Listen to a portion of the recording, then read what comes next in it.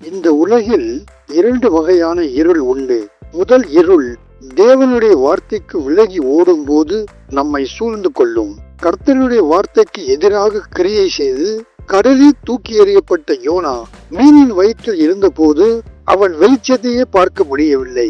இந்த இருள் வழி தப்பி போன யோனாவை நல்வழிப்படுத்தியது. யோனா தன் தவறை உணர்ந்த பின் கர்த்தரை நோக்கி கூக்குரலிட்டான். கர்த்தர் அதை கேட்டு மீனுக்கு கட்டளை கொடுத்து அது கரைக்கு வந்து கரையிலே அவனை கக்கியது.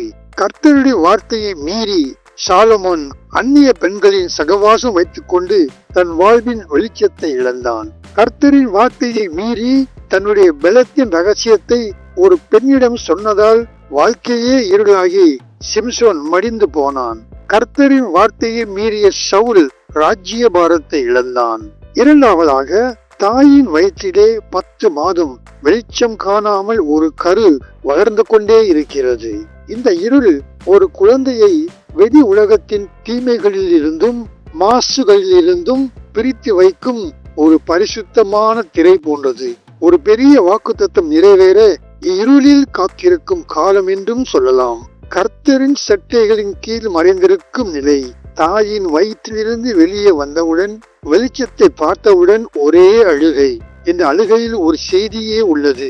சுகமாக பிள்ளையை பெற்றெடுக்க வேண்டும் என்று தாயை ஜெபிப்பது கருவில் இருக்கும் அந்த குழந்தை கேட்டிருக்கும். கர்த்தாவே, என் தாயின் ஜெபத்தை கேட்டு கருவறையில் நீர் என்னோடு இருந்து சுகபத்திரமாக என்னை இந்த உலகத்தின் வெளிச்சத்தை பார்க்க செய்தீரே என்று பேச தெரியாத அந்த பிள்ளை தேவனுக்கு நன்றி சொல்வதற்கு தான் அந்த அழுகை. ஆதியாகமம் 25ஆம் அதிகாரம் 22ஆம் வசனத்திலே ரெபெக்காளின் கர்ப்பத்தில் பிள்ளைகள் ஒன்றோடொன்று மோதி கொண்டிருந்ததை உணர்ந்தவள் உடனே இது என்னவோ ஏதுவோ என்று பயந்து அவள் கர்த்தரிடம் விசாரிக்க ஓடினாள் என்று வசனம் சொல்லுகிறது.